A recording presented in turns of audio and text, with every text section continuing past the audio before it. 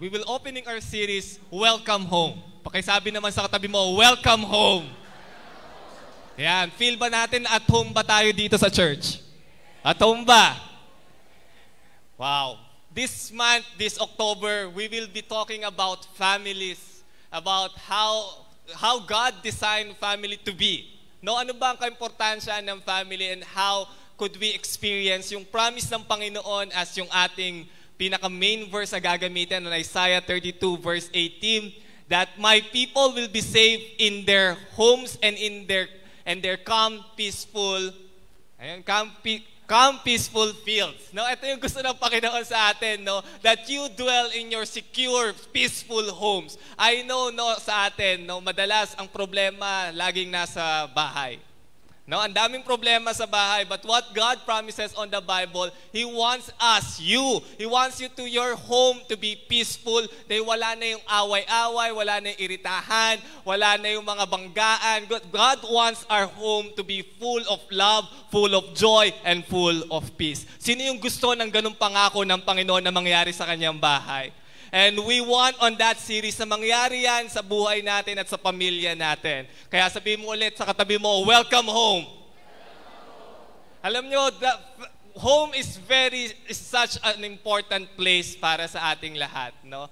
Hindi natin alam kung saan tayo lumaki. No? Iba-iba yung environment na kinalakihan natin, but home has a special place sa ating mga puso. Kahit saan ka pa siguro lumaki, no? Kahit saan ka pa marating sa buhay mo, lagi mong gustong balikan yung tahanan mo o yung home na kinasumpisahan mo. Na, diba, ngayon na medyo nakakaangat ka na sa buhay, wala ka na dati sa barong-barong lang kayo na nagkukulitan ng magkakapatid. Ngayon ay umangat-angat na kayo sa buhay. Diba, nakakamiss paminsan-minsan yung mga nangyari during that home. Diba, kaya meron tayong praise na there's no such place like home. No, nakakain ka sa masarap na lugar. Si Carlo, no, kahit ang dami niya ng kinainan, no, Bonchon, lahat na ata ng uri ng restaurant, kinainan yan. Pero yung lutong bahay, iba pa rin.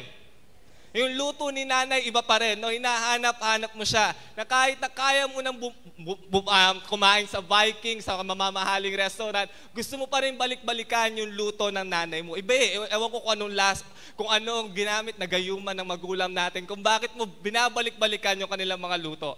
And eto kahit na yung meron tayong mga bad memories on our homes, mga nagkakasakitan, nag-aawayan ng mga magkakapatid, no, masarap pa rin balikan.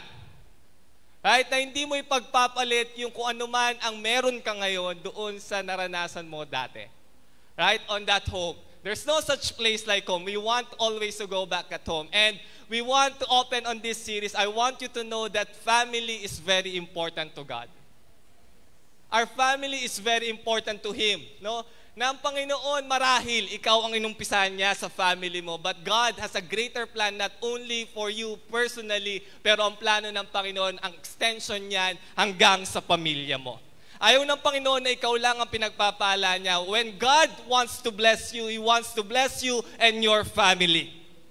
Right? Kaya kung ano man na natatanggap mo ngayon sa Panginoon, ano man nararanasan mo sa Panginoon ngayon, I know that lahat yan ay may kinalaman patungkol sa pamilya mo. Kasama ang pamilya mo dyan, damay-damay yan. When we talk about family, I found out that on the Greek, no, ang family, ang ginamit na Greek word is the word oikos.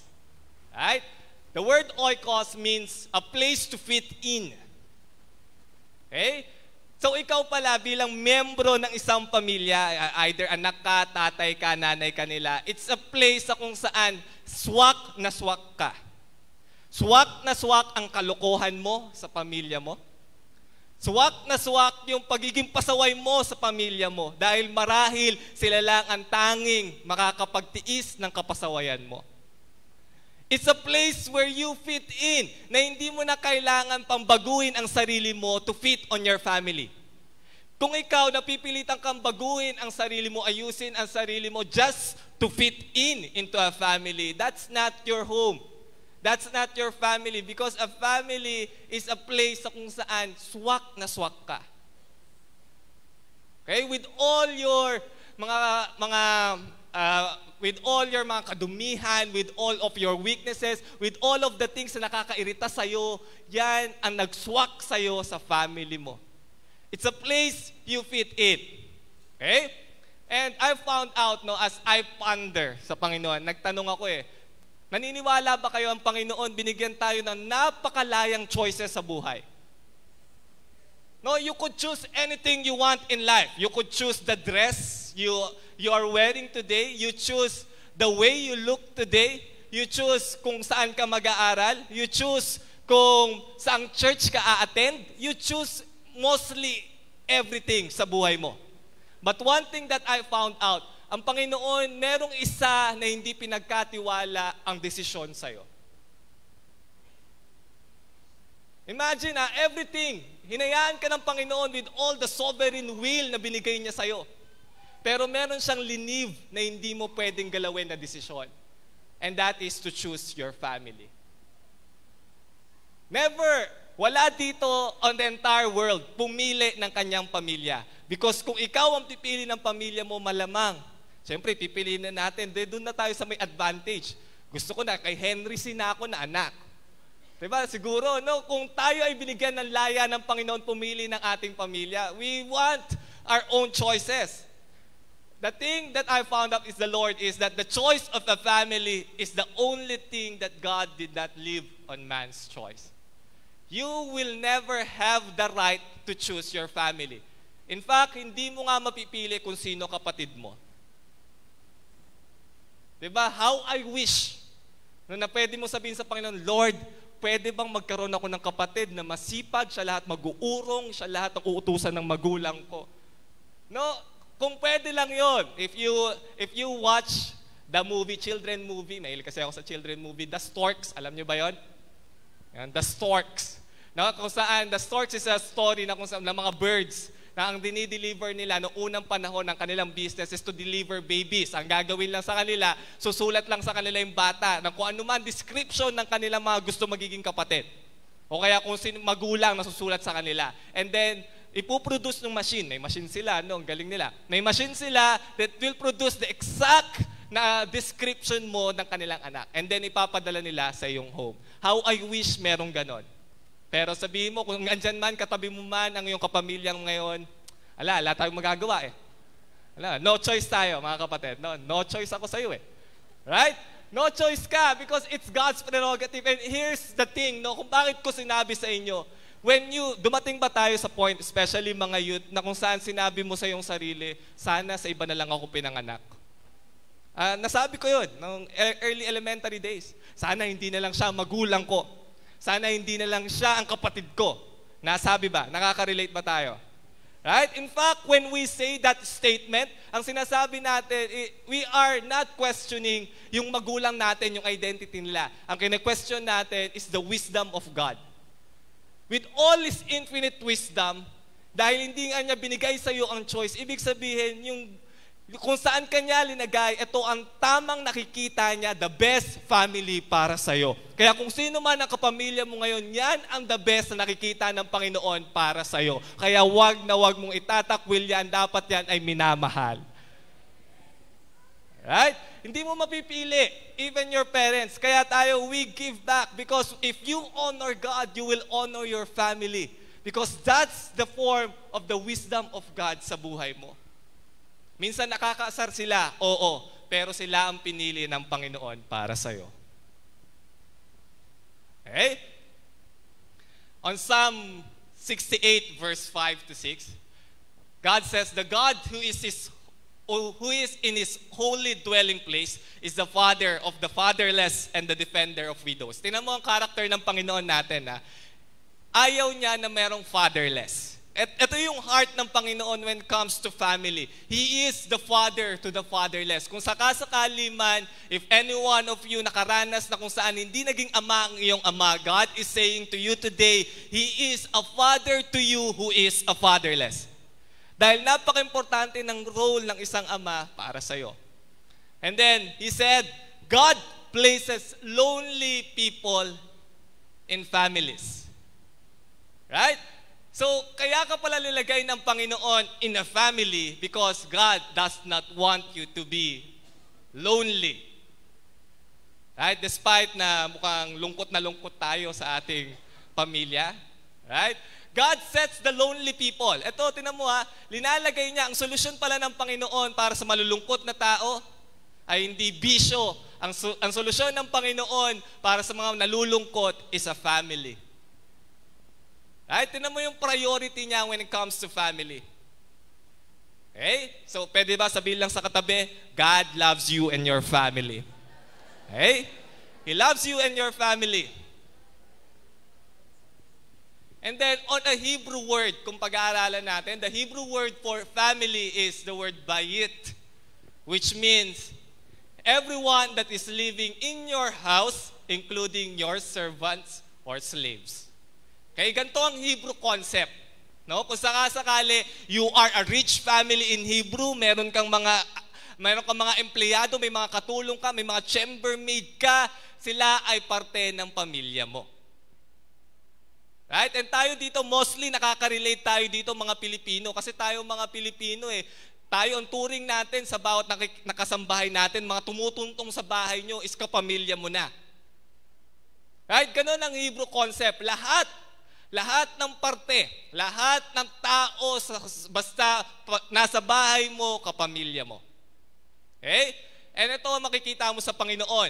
He always thinks in terms of family. Ang kaisipan ng Panginoon is not just individual. Okay? Kapag nagplano ang Panginoon, He does not just plan for you individually. He plans for your whole family. He always thinks in terms of family. Kaya when God says, I will bless you, He is not just thinking about blessing you. He is also thinking blessing your family and your whole generation. Okay? He always thinks in terms of family. When God, sa kanyang wisdom, if He wants to change the nation, He wants to change the nation, He will always begin with a family. He always think in terms of family. On Exodus 12 verse 3, it says, tell the whole community of Israel, this is the day of the Passover na kung saan sila, ito na yung last plague on Egypt. Sabi ng Panginoon, tell the whole community of Israel that on the 10th day of this month, each man is to take a lamb for his family. Okay? One for each household. Hindi pala isa sa bawat isa. During the time of Passover, ganito po yun, kaya sila ay mag-o-offer ng lamb.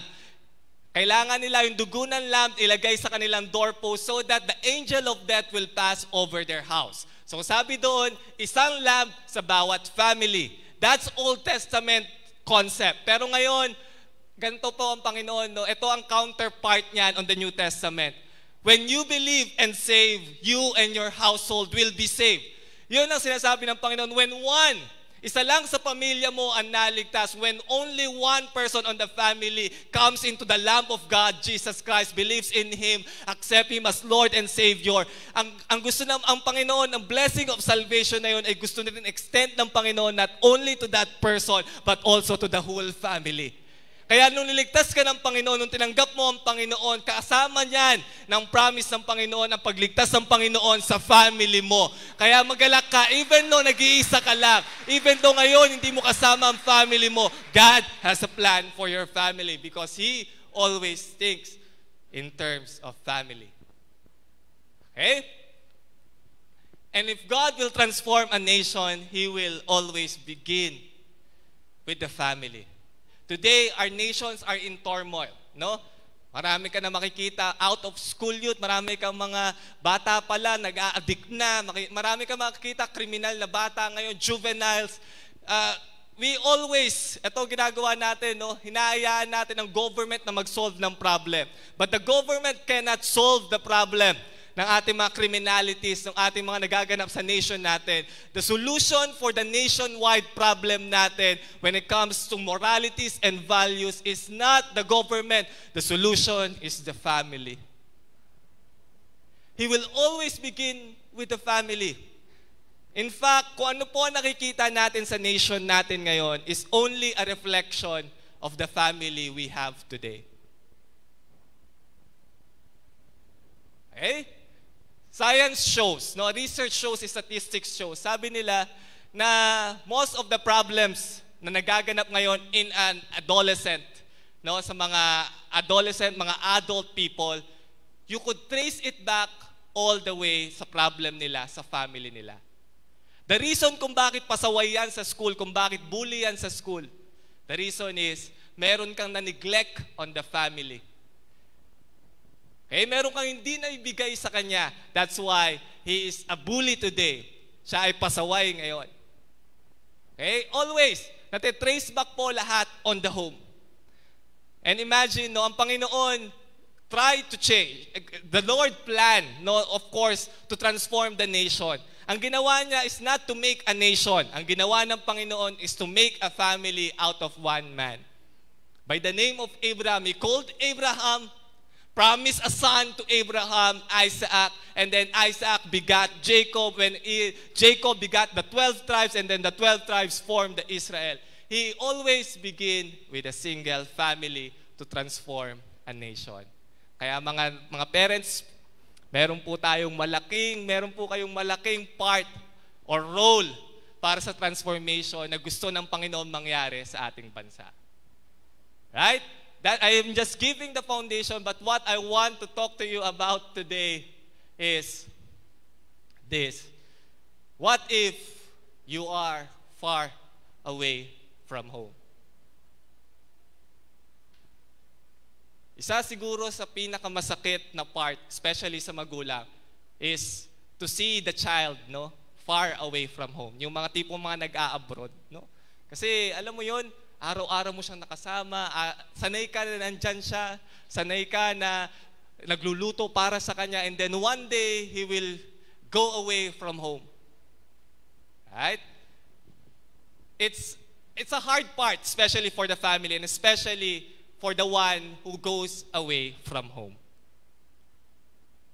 No, na malayo ka sa mga taong mahal ka, sa mga taong alam mo na hindi ka iiwan, and then suddenly you have just been far away from them. What would you do if you are far away from home? Okay? Let us study the story of someone who at early age, hindi niya naman kagustuhan. Okay? Hindi niya kagustuhan to be taken away from his home. But he needs to. Kailangan niya. Because God has a great plan for this man. This man is no other than Joseph. Joseph, at the age of 17, is snatched away from his home. Biro mo, inutusan ka lang. Anak, puntahan mo mga kapatid mo, ha? Check mo kung ano ginagawa nila dun sa ating mga pinapapastol na tupa. Sumunod naman. Masunurin naman si Joseph. And then, hindi niya alam yung kanyang pagsunod na pala na yun pala ang magiging ticket niya away from home. Hindi niya ginusto. He doesn't want to. Some people want to leave home kasi masyado ng stressful, masyado ng depressing, masyado ng strict ang parents. They want to leave home. Pero si Joseph, he doesn't want to leave home. His home is so good. Mahal na mahal siya ng kanyang ama. Okay, he gets what's all he wanted. Pero at the age of 17, he needs to get away from home. Okay, we know the story. Fast forward tayo. Ang Panginoon meron kasing plano kay Joseph. Si Joseph is God's plan para i-preserve ang kanyang whole family. If Joseph will not go to Egypt, okay, he will not have the opportunity to become the governor of Egypt and preserve his whole family. Kung hindi nangyari sa kanya at the age of 17, na matanggal siya dun sa kanyang home, sa kanyang comfort zone, hindi matutupad ang plano ng Panginoon sa buhay niya. Here's what I get from the Lord. Sometimes, for God to fulfill His plan in your life, kailangan kanyang i-detach from your home. For God to preserve your family. Sometimes, ito gagawin ng Panginoon. Hahayaan niya Nag-iisa ka lang sa pamilya mo na believer. Walang kakampi kapag nagpapaalam ka sa church. Ang dami-dami mong pinagdadaanan. Sometimes, kailangan gawin ng Panginoon yon because He is foreseeing a famine. And He needs you to get away from your home to preserve the family. Hinayaan ka niya na ma-feel mo na parang nag-iisa ka na lang, wala nag-accept sa'yo in your family so that He could get you to a place na kung saan He planned for you to preserve your family line. Right? Sino dito yung naka-feel ng ganon? Na you have been detached from a home? Ito yung home na kung saan you are a part. This is a home na kung saan nagsama-sama kayong kumain, pero because of one decision, a decision that literally changed the way you live, literally changed the way you think, and then everything changes. As if kapag umuwi ka, I'm far away from home. God need to do that to Joseph because of a plan. But here's what I learned from Joseph. Ito, napakagaling ni Joseph, no? Despite na pwede, no? Sa lahat ng nangyari sa kanya, ang isa lang ang kanyang pwedeng mangyari sa buhay niya is to become bitter. Diba? Ito yung mga loko-loko kong mga kapatid, ha? Ito yung naghulog sa akin, ito yung nagbenta sa akin. Kung hindi nila ako benenta, hindi ko sana mararanasan ang mga naranasan ko sa Egypt. Right? He could become bitter. Pero hindi niya ginawa yon because He has been established. I want to teach you about 3 principles about your home. Na despite you may become persecuted at home, despite na parang ikaw ang laging kontrabida sa inyong tahanan, your home is a very important place. At hindi yon nakalimutan ni Joseph. I don't want you to become bitter just like the other, no? I want you to become like Joseph. O despite of all the harms na kanyang nakamit o binigay sa kanya ng kanyang mga kapatid, he still choose to forgive. Okay? Here's the 3 points. First one, your home is the first major contributor to your destiny.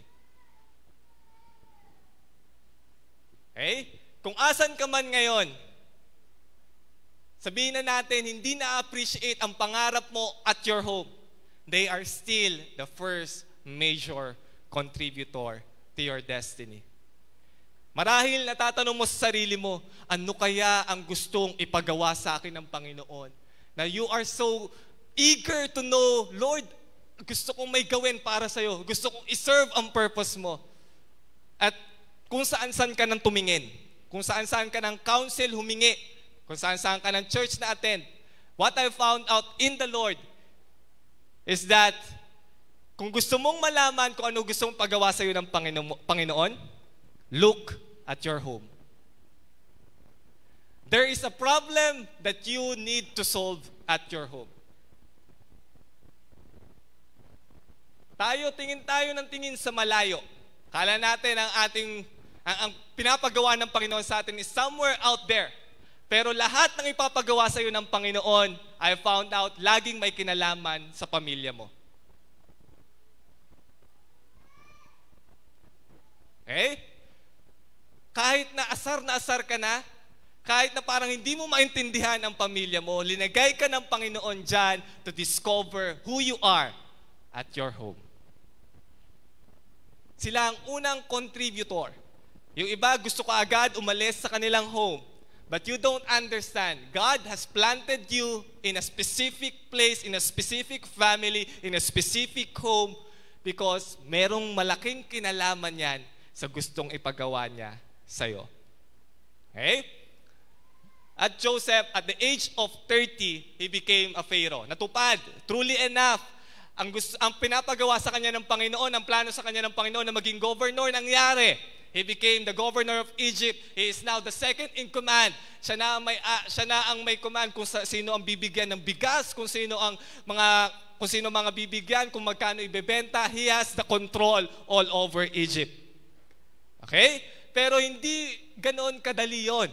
Na basta pagpunta lang ni Joseph, sa Egypt, naging governor na siya. You know the story quite well. Ang daming pinagdaanan ni Joseph. Bago siya naging parao, siya muna ay naging alila, chimiaa ni Potiphar, isang opisyal ni Pharaoh. Yun, tagalinis ka lang ng bahay, tagatanim ka lang ni Potiphar, and then siya pa ay napunta sa prison. Hindi madali ang pinagdaanan ni Joseph so that he become a governor. Okay? The same thing with us. The same thing with you. Hindi madali ang pagdadaanan mo if you want to walk in doon sa purpose ng Panginoon sa buhay mo. It takes time. It takes a lot of process. But I question, no? Si Joseph, nung siya ay alila lamang ni Potiphar, he became faithful to the Lord. Tama? Hindi kayo makakita ng record sa siya ay nagreklamo sa Panginoon. Na even na siya ay wala namang ginagawang kasalanan, Joseph learned to submit from authority. Okay, nag-submit siya. Hindi siya lumaban. Now, the question is, where do you think Joseph learned to be faithful to God? Wala lang. Kasi pa-attend siya ng church. Where do you think he got all that verses na para kahit na siya ay malayo at home, hindi niya kasama ang kanyang family, he still become faithful to the Lord? Where do you think Joseph learned all of that? Okay, alalang sariling sikap. I believe Joseph learned that at the home. Israel is a faithful man of God. Despite na alam natin yung story niya, he is a deceiver. Pero nagbago na yan eh. Change man yan eh. Imagine, no? Early age. Yung tatay niya kasi born again eh. Yung tatay niya believer. Naniniwala sa Panginoon. Faithful sa Panginoon. So every day, kapag siya ay nakikipagkwentuhan, kapag nagbibigay ng children's stories, sleep time stories ang kanyang tatay, anak, Joseph, alam mo ba, noong mga panahon na yun, na walang-wala ako, wala akong mapagtakbuhan, kundi ang Panginoon lamang. And Joseph has been so inculcated with all of those stories, faith stories, na nagmula sa kanyang ama. That's why, na kahit ang layo niya sa kanyang home, he could still be faithful dahil nataniman ng kanyang tatay. Nataniman ng kanyang mga kapatid. Here's a picture na gustong ipakita sa atin ng Panginoon eh. Yes, madalas ang gawain natin, no, nakakarinig kami bilang pastor, ibibigay sa amin eh. Mga youth na mapasaway, kuwari si Deo. No, sobrang pasaway, no, wala, ang tingin na sa kanya ng kanyang magulang, wala ng pag-asa. Dadalhin sa church. Pastor, eto ang anak ko, pabaitin mo. Oh, wow, ginawa kaming pampabait, no, transformer. Mga kapatid, hindi po kami nakakapagpabait, no? Mas lalo nga nagiging pasaway, alright?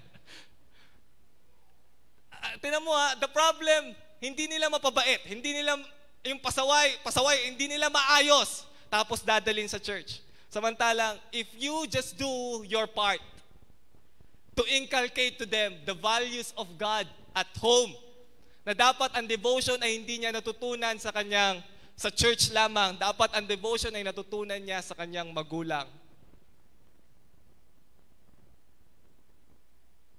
Right? Joseph learned to be faithful to God right at their home. So kung ano man ang nagaganap sa iyo at home, may kinalaman yan sa destiny mo. The reason we have corrupt people, it's because we have corrupt family. The reason we have juvenile children, it's because we have neglectful parents. Kung ano ang ginagawa natin sa bahay, tinuturo natin sa ating mga anak. Tinuturo natin kung sino man ang nasa parte ng ating pamilya. Kaya it's very important, fathers, to stand up for your values and morals right at your home. Dahil dadalhin lamang ng mga anak mo sa labas kung ano ang mga tinanim at pinakita mo sa loob ng bahay. Kung sa bahay, hindi marunong mag-urong, paglabas niyan, sa bahay, hindi pa rin marunong mag-urong. Kung sa loob ng bahay, sutil, batil. Paglabas ng bahay, ganun pa rin po yun. And much worse. Okay? Israel do his job as a father. And I know it's true no, na si Joseph have been so, alam mo yun, dikit na dikit sa Panginoon dahil nakita niya ang kanyang ama, dikit na dikit sa Panginoon. And where do you think Joseph learned to submit to authority? Right at home. Biro mo, paboritong anak. No? Siya ang paboritong anak.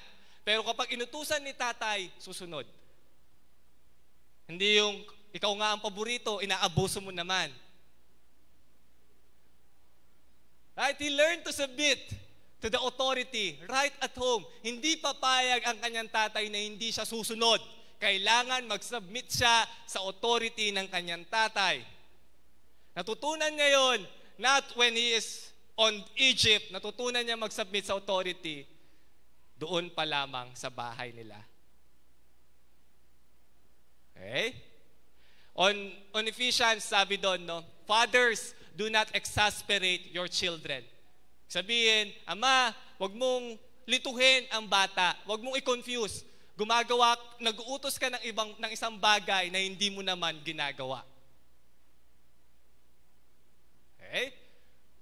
Joseph learned all his values and morals right at home because your family is designed to transfer values and morality. That's why ang Panginoon, priority niya ang family. Alam niya, hindi niya matuturo ang lahat sa kanyang mga anak.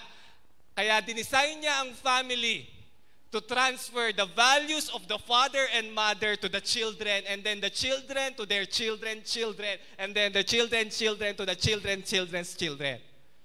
Right? Design niya ng Panginoon to transfer values and morality. Kung ano ang values mo ngayon, kung pinahalagaan mo ngayon ang pera, isa lang ang masasabi ko, natutunan mo yan right at home. Kung pinahalagaan mo ang Diyos, right now, ipapasa mo yan to your children's children. Kaya mga young people today, magtapat ka ngayon sa Panginoon dahil ikaw ang magpapasa niyan to the next generation. Magpakatino ka ngayon dahil kung ano man ang makakamit mong values, kung ano man ilalagay mo sa utak mo ngayon, ipapasa mo lamang. Right? Kaya on Deuteronomy, God says, teach them to your children. Impart to them the words of God. Dahil yan din, kung anong ini-impart mo sa kanila, yun lamang ang i-walk nila. Okay? On Psalms 32, meron sinabi doon, no? Gawin ko sa inyo. Pakita ko lang sa inyo. Meron sinabi doon, train up a child in the way he should go. Tama ba yun? In Psalms. Let me give you an illustration kung ano yung sinasabi ng Panginoon na train up a child. Pwede bang, kailangan ko ng mga pogi? Ay, wala. Kailangan ko ng 4. 3 na lang, sige. 4 na pogi. Pogi po. Ayan, 3 na lang. Sino gusto niyo maging ama? Yung mukhang ama, no? Mukhang ipapako na natin to. Alright? Okay, sige. Dito kayo, harap kayo dito sa akin. Face me. And then, arms forward. Ayan. Good. Alright. Alright, let's get arms forward. Alright? Alam niyo ang train. Nakakita na ba kayo ng train? No, yung napakagandang train ng Pilipinas. MRT, no? Alright. Napakabilis. Napaka-convenient. Right? So, here's a train. Alam niyo ba sa train, ang tinatawag lamang na train is the part where the motor is. Okay, ito ang tinatawag na train. Ang tawag dito sa mga kakabit niya ay carts. Tama ba ako? Okay, so itong train is only the motor. Andito yung pinaka-motor. Ito ay taga-sunod lang. Nakakabit lang sila dito. So these people, wala talaga silang control. Ito ang pinaka-control, train. When God says, train up a child in the way he should go, hindi niya ibig sabihin, okay, which is, ito ang typical na nangyayari sa ating bahay. Sige, tulak mo sila sa likod. Hindi yan, doon ka sa likod. Ayan, tulak mo sila. Okay, si tatay, ang ginagawa, tinutulak lang. Anak, attend kayo ng church. Attend kayo ng church. Attend kayo ng church. Hindi yun ang train. Ang train ay ganito. Dito siya dapat sa harap. And then, anak, punta tayo sa church. Dapat dala-dala niya ang kanyang anak. Hindi taga-push ang train. Kaya nung sinabi ng Panginoon na train up a child in the way you should go, dapat si tatay na nagsasabing, eto gawin natin, punta tayo ng church, maging faithful tayo, mag-devotion tayo, ititrain niya ang kanyang mga anak. Ilalagay niya sa kanyang likod. Hindi mo pinupush lang. Right? Tapos meron pa yan, syempre, another story to, no? Syempre, typical na Pilipino. Okay? Kailangan po natin ng isang babae, magandang babae. Sino po ba volunteer dito na magandang babae? Ay, wala. Ay, si Melissa na lang. Ayan. Kuwari, asawa mo siya. Kunwari lang. Alright? Hindi naman mangyayari yun. Alright? Sabihin natin, typical Filipino home. Typical Filipino home. Kung si tatay, eto madalas, di ba? Si tatay kasi madalas sa Pilipinas natin, syempre, in the church setting, ito yung laging wala sa church eh. Ito yung laging pasaway, ito yung laging nasa inuman. Right? Si nanay na born again, na believer. Ano karaniwang ginagawa ni nanay? Okay? Pupunta sa likod yan. Right? Tapos itutulak niya yan. Tulak mo. Si tatay, syempre, i-resist yan. Hindi, punta tayo. Sasabihin ni nanay, hindi, punta tayo yung church. Tutulak niya yung tutulak ang kanyang kagustuhan.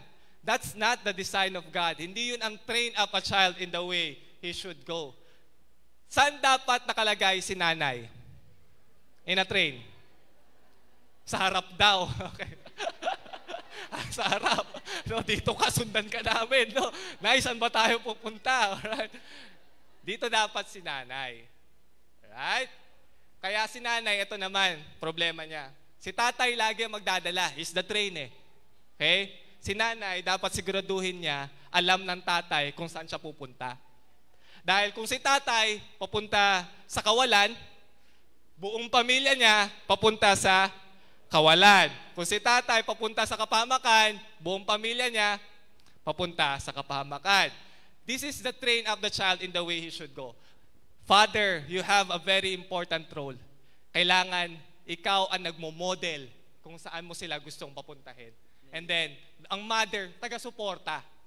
And then, susunod lang ang mga anak. Wala namang magagawa sa buhay yan, tanggalan nyo ng baon. Susunod talaga sa inyo yan.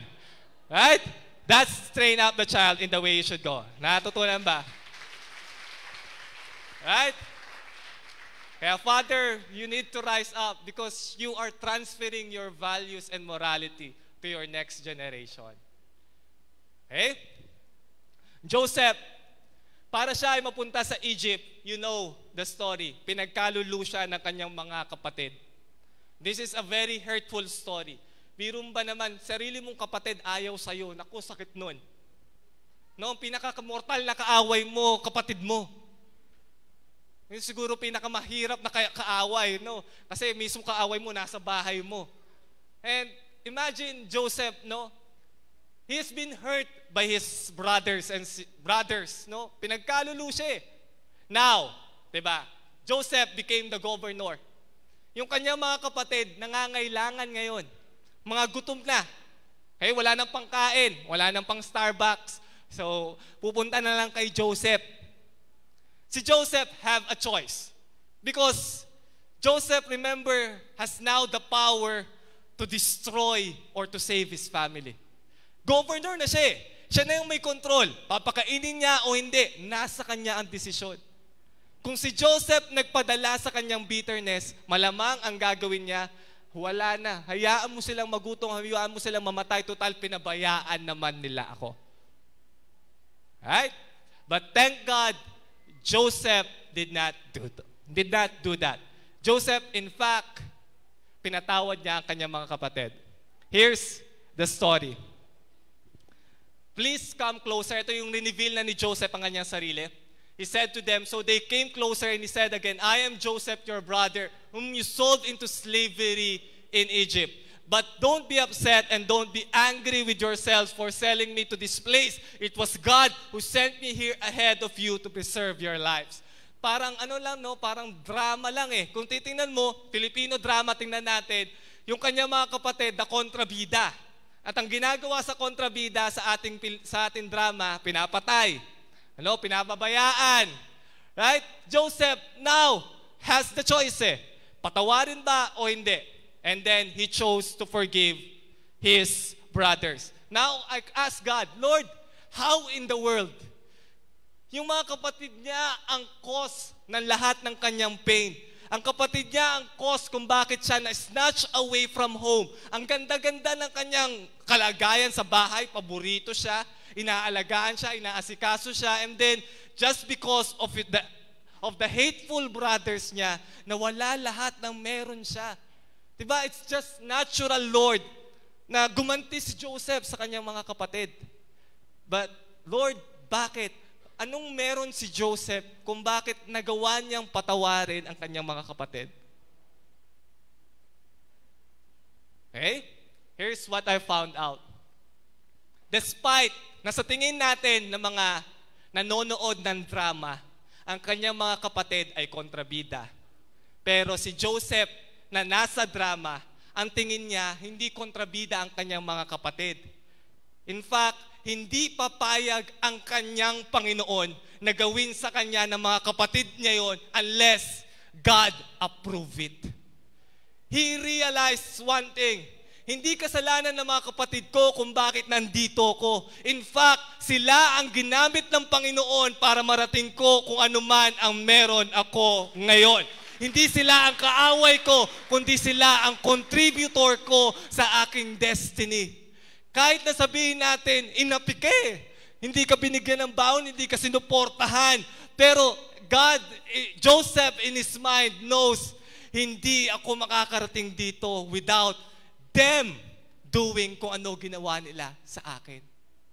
Kaya kung ano man ang ginagawa sa iyo ng kapatid mo ngayon, I tell you, hindi yan mangyayari sa buhay mo without God's approval. Hinayaan ng Panginoon yan. Hinayaan niya na mangyari yan through your brothers, through your family, so that He could push you to where He called you. Minsan ang kailangan ng Panginoon at ang madalas ang gagamitin ng Panginoon, instrumento para daling ka kung saan ka man gusto ng Panginoon, is your family. God's first instrument to move you where He called you is your family. Ganyan ka-importante ang family sa buhay mo. If He is calling you to do something, uumpisan niyang gamitin, hindi ang ibang tao. Ang gagamitin niya, mismo, family mo. Just like what He did to Joseph. Okay? Kaya look no farther. If you want to fulfill God's destiny in your life, look at your family. Nagkakaunawaan ho tayo? Right? Secondly, your home is the direct benefactor of your success. Whatever you will achieve in life, ang direct na makakarip ng harvest na yan is your family. Right? Joseph bilang governor, no? Kaya pala siya ay kailangan ma-snatch away from home so that God may prepare for him the place, the position to preserve the family. Okay, na-attain ni Joseph yon. Now, anong gagawin mo kapag ikaw ang nakarating into those dreams that you have dreamt of? Yung mga kapatid mo, una, kontra sa'yo. Yung mga pamilya mo, sinabi, ako, hindi mo matutupad yan. Ako, wala kang talent patungkol dyan. Maybe yun ang mga naririnig mo sa iyong family. Pero when you attain your success, what will you do? Pababayaan mo ba sila? Pagtatawanan mo ba sila dahil hindi sila naniwala sa'yo?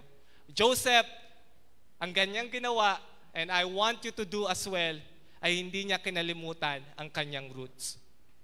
No matter how high you've attained in life, never forget your roots. Do not be like someone else, no, na porket narating na ang kanyang narating, pinakamataas na rating sa buhay ay nagiging giraffe na. No, hindi na makalingon. No, hindi na makabalik. Hindi na makabalik sa kanyang pinanggalingan. Remember your roots. Hindi ka makakarating kung saan ka man ngayon without the help of your family. On 1 Timothy, Genesis rather. Now hurry back to my father and tell him, this is what your son Joseph says. God has made me master over all the land of Egypt, so come to me immediately. You can live in the region of Goshen, where you can be near with me, all your children and grandchildren, your flocks and herds, everything you own. Okay? I will take care of you there, for there are still 5 years of famine ahead of us. Otherwise, you, your household, and all your animals will starve. Okay? Narating ni Joseph, naging governor, in control of everything, pero hindi niya pinabayaan ng kanyang family. In fact, binigay niya ang the best of the land sa kanyang family. Kaya mga kapatid, if you attain your success in life, huwag mong kakalimutan magulang mo. Sa mga young student, mga gagraduate, no? Sa unang trabaho mo, ang ilibre ay hindi barkada, ang ilibre ay parents. Sa nagpakahirap, magpabaon sa'yo. Nagpahirap na i-motivate ka dahil bagsak ka na. No, i-treat them. Sila ang unang dapat makarip ng success mo. 1 Timothy 5 verse 8, whoever does not care for his own relatives, especially his own family members, has turned against the faith and is worse than someone who does not belong to God. Okay? Kung sino man daw ang hindi magte-take care ng kanyang family is worse than an unbeliever. Okay? Tingnan mo yung priority ng Panginoon na God loves the family so much. Last point. Your home is the safest place for your weakness. Sa bahay, no? Dito mo pinapakita lahat ng katupakan mo sa buhay. Sila ang nakakaalam ng lahat ng maiitim na sikreto mo sa buhay, na hindi ka naliligo kapag Sunday, sila ang nakakaalam nun. Right? Alam nila na ikaw yung tipo na kapag nag-CR, no? Kung bahala na, no? Hindi binubuhusan. Alam nila lahat yon. They know. They know your secrets. They know na hindi ka nagtutupi ng damit mo. No, linis-linis mong tingnan sa church, pero pagdating mo sa bahay, alam nila kung sino ka. Right? Kaya if you want, ito mga kapatid, if you want to know someone, puntahan mo sa bahay. No, tanong-tanong ka sa pamilya. Doon mo malalaman na yan pala kapag kumain, nako, no, kung ang tunog hanggang kanto. No, kapag humihigop ng sabaw, nako, ang hilik hanggang sa kapitbahay, no? Parang may barko sa loob ng bahay, no? They know your weakness. And ito nakakatuwa sa family. Safe ang secret mo sa kanila. Tama ba 'yon, no? Hindi nila pagkakalat 'yon dahil unang-una sa kanila babalik 'yon. Alright? It's safe. Ito yung kung saan didighay ka nang walang magja-judge sa'yo. Tama ba yun, no? Ito yung tipong wala kang ginagawa pero hindi, alam mo yun, na hindi ka ginajudge. Kasi sanay na sila na wala kang ginagawa sa bahay. No, it's the safest place for your weakness. Dito mo tinatago lahat ng dapat itago sa madlang people. No, they know you. Kaya wag mo sabihin mas kilala ka ng kaibigan mo. Ang kapatid, hindi ka pa nila nakikita sa bahay. Yung mga taong nasa bahay, sila magsasabi kung sino ka ba talaga. Okay? It's the safest place. You could cry anytime you want in your home. Hindi mo yan nagagawa in public kasi nahihiya ka. Pero right at your home, naiiyakan mo yan. Ngangawa ka at ngangawa ka. It's the safest place. Like Joseph. Tinan mo, Joseph being a governor, it's so hard. Okay? He's full of pressure. Kailangan niyang i-manage yung kanilang imbak for 7 years. He has all these pressures and responsibilities in life. Ito yung isa sa unique na ginawa ni Joseph. Wherein makikita mo talaga ang sarap na nasa home ka. Joseph could stand it no longer. There were many people in the room and he said to his attendants, "Out, all of you." Okay, meron siyang mga attendants, meron siyang mga slaves. Okay, sabi niya, alis kayong lahat. And then, ang natira na lang sa kwarto is him and his brothers. So he was alone with his brothers when he told them who he was. Then he broke down and wept. He wept so loudly the Egyptians could hear him, and word of it quickly carried to Pharaoh's palace. Yes, I know this is a reunion story. No, na talaga nakakaiyak naman talaga. Grabe to, no? Kapag iiyak ka. Ito, grabe ang iyak ni Joseph. Rinig hanggang sa kabilang palasyo. Okay? Pero tinan mo yung una niyang ginawa. Pinaalis niya muna lahat ng attendants niya. Because bilang isang governor, isang kahihiyan yun. Umiyak ka sa harap nila ng mga attendants mo. Pero yung hindi niya kayang gawin sa harap ng kanyang mga attendants, nagawa niya sa harap ng kanyang mga kapatid. Sometimes as a pastor, it's really hard for us. No? The pressures and the responsibilities of being a pastor is very hard. Napakahirap. But, you know, hindi natin alam lahat yon. Hindi nyo nakikita yung hirap na yon. Those pressures and those responsibilities. But right at home, sila ang nakakaalam how hard the pastor cried. How many times the pastor wants to quit. Alam yon ng mga nasa bahay. Pero hindi yon alam ng mga taong nasa paligid lang niya. Because right at home, our secrets are safe. Our weaknesses are safe. You could be who you are right at home. Wala kang tinatago at your home. Kaya ang sarap when you are on your home. Kaya don't ever dream of to be far away from your home. It's hard. Meron akong nakita isang description about family. I will end with this. This is a very good description of family. And pakisabay lang kayo sa akin, ha? Tingnan nyo lang. Namnamin lang natin yung mga salita. This is how he described a family. Sabi niya, family is knowing that no one could ever take your place. It is that spot where you are completely irreplaceable. Wow. That's family. Na kahit saan ka dumating, kahit anong dami ng mistake that you have in your life, these are the people that still will welcome you, no matter how many times you hurt them.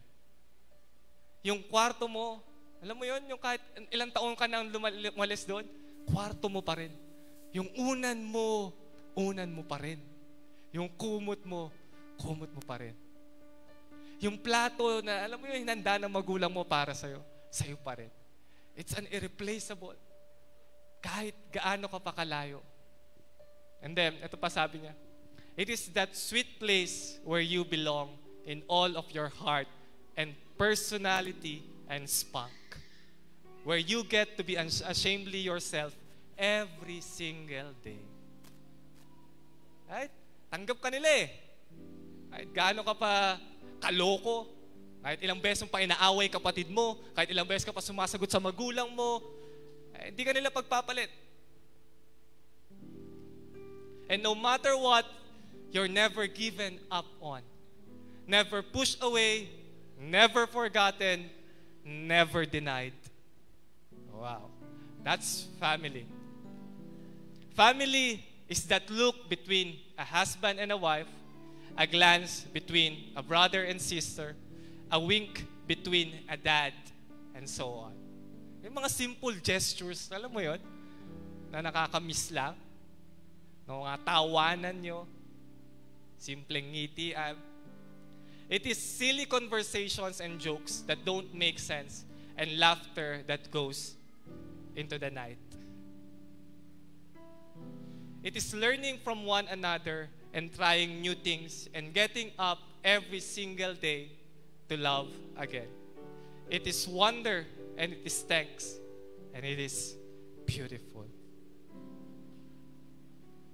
We don't choose our family, but we do get to choose to open our hearts wide to receive from them and to love them with our entire gushing hearts. Wow. Yes, hindi mo siya mapipili. Totoo, hindi mo mapipili ang family mo. But you could choose today to open your hearts wide. Tanggalin mo na yung bitterness. Tanggalin mo na yung mga hindi nakuha. Tanggalin mo na yung mga bad memories. Open up your hearts so that you could receive their love. See, what makes family a powerful force isn't that we share last names or that we come around the same dinner table every night. What makes families powerful is that in age of so many choices, we keep choosing each other. That's family na, yes, makakapili ka ng mga kaibigan mo, but someday, some point in your life, iiwan ka nila. But your family will still choose you no matter what. They will not deny you. They will not reject you. They will love you still no matter what happens. Choose your family. Don't abandon your home. Have you felt the love ng Panginoon? No? Tignan mo, ito yung priority ng Panginoon why He set you on that family. He knows that you will fail. He knows na ang dami mong mistake, ang dami mong weakness. So that sinecure ka niya sa isang family where you will be yourself every single day. Kaya keep choosing your family. If pwede ba tayo ay tumayo? Kung andito yung kapamilya natin, pwede bang just embrace the family that you have today? Just thank God for His life. No? Pasalamatan lang natin yung ating family today. Salamat! Salamat nanay, salamat tatay, for God has chosen you to be my parents. Salamat kapatid, dahil kahit na gaano ka kagulo, ikaw pa rin ang binigay ng Panginoon para sa akin. Salamat dahil hindi mo ko iiwan. Salamat dahil you will not deny me, you will not reject me, you will keep on loving me just as Christ have loved me. Father, we want to thank you for our families. Panginoon, maraming salamat for you have chosen it wisely, intricately. Panginoon, you have really fitted us on the right home, on the right family. Right now, Lord, open up my heart, open up our hearts so that we could receive the love you have intended for us to receive in our family. Father, right now, hindi man namin kasama ang aming family today. Right now, we are claiming and declaring in the name of the Lord Jesus Christ that our family will experience your salvation, will see your glory through our lives, and let your love continually channel through us to our families. We praise you, Lord, for you have made us family fearfully and wonderfully. In Jesus' mighty name, we bless your name. Amen. Hallelujah! Pwede na po tayo magsiyo po. Again, tell to your seatmates, welcome home. Okay, so we hope and pray that you are blessed.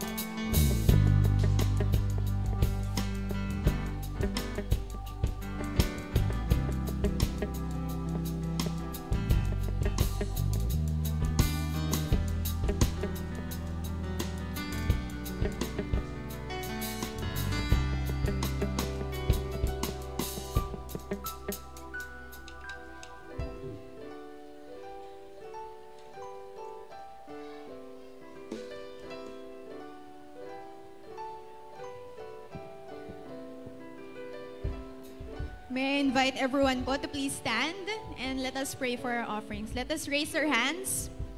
Hallelujah. Lord, first and foremost, thank you for this gift of family that you have given us, Lord, whether we deserve it or not. Lord, marami pong salamat sa napakagandang mensahe na we get to appreciate this very thing that you have chosen for us, Lord God. Ngayon, Panginoon, marami pong salamat dahil we just not only have a home here on earth, we also have a home in heaven because of you, because of Jesus Christ. Because of Jesus Christ, we get to call you Father. Because of Jesus Christ, we not only have wealth, but we now have kingdom inheritance. Hallelujah. So as children of God, we offer you this, we give you this offering, Father, in obedience and love of you. May it bless your kingdom, Lord God. And continuously, we ask you to guide us, to give us wisdom for the coming days, Lord God, that we become a family to our schoolmates, to our workplaces, and to our relationships, and to our businesses. Lord, we give you back all the glory and honor and praise in Jesus' name. And everybody say, Amen. Amen. Hallelujah. Patuloy natin itaas ang ating kamay sa Panginoon. In the name of the Father, your family is blessed. In the name of Jesus Christ, your family will experience prosperity and abundance. In the name of the Holy Spirit, your family will be kept in love. In the name of Jesus Christ, we shout, Amen! Hallelujah. Here we go. You reign. You reign over all the earth, we sing it. You reign, justice and peace you bring it. You reign, Holy One, you reign. One more time, you reign. You reign over all the earth, we sing it. You reign, justice and peace you bring it. You reign, Holy One, you reign. Over star-filled sky, over star-filled skies, and over all created life. What was always meant to be, glory reigning over me, 'cause you're above everything thrown my way, victorious. I live to stand in you always. You reign over all the earth, we sing it. You reign, justice and peace you bring it. You reign, Holy One, you reign.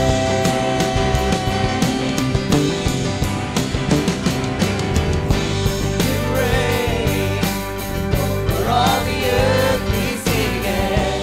You reign, justice and peace you bring it. You reign, Holy One, you reign. All the leanings over star-filled sky.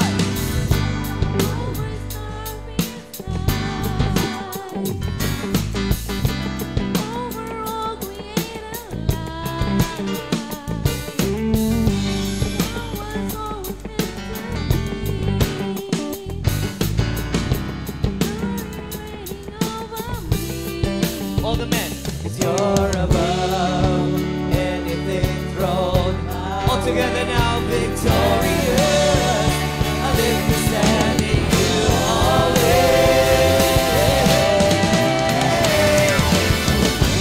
You reign over all the earth, we sing it. You reign, justice and peace you bring it. You reign, Holy One.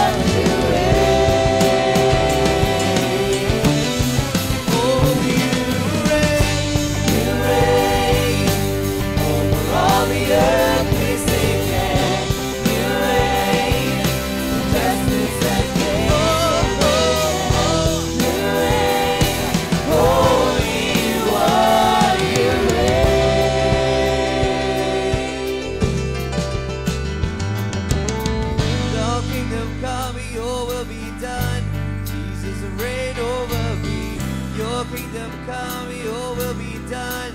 Jesus, reign over me. Your kingdom come, your will be done. Jesus, reign over me.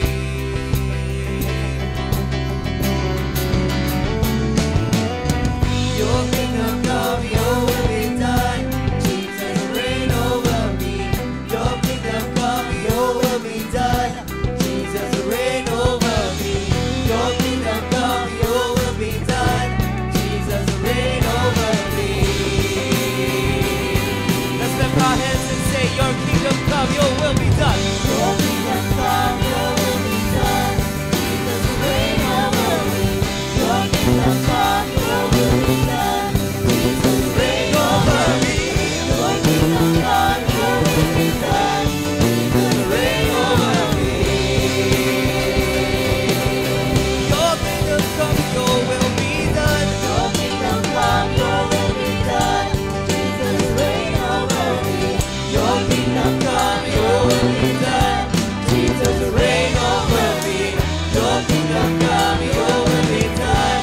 Jesus, reign over me. Are you ready, church? Let's lift our hands and our voices. Let's declare, you reign. You reign over all the earth. We're singing. You reign. Justice and peace you bring in. You reign. Holy One, you reign.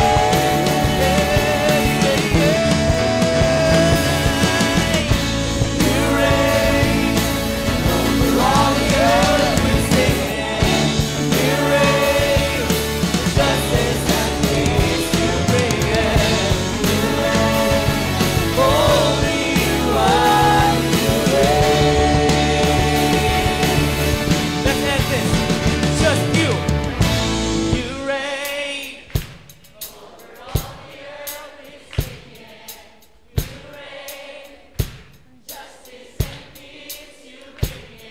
Oh, you reign.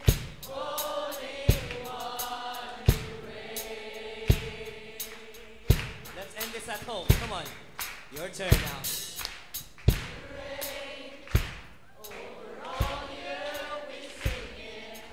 You reign.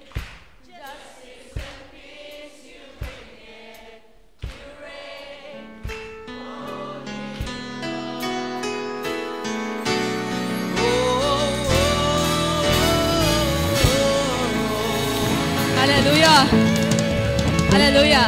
God reigns over our family. Family is family. We will argue, we will fight. But at the end of the day, the love will still be there. Just like the love of God will always be with you. Enjoy your lunch. Enjoy your cell group. God bless everyone. See you again next Sunday. God bless and bless God.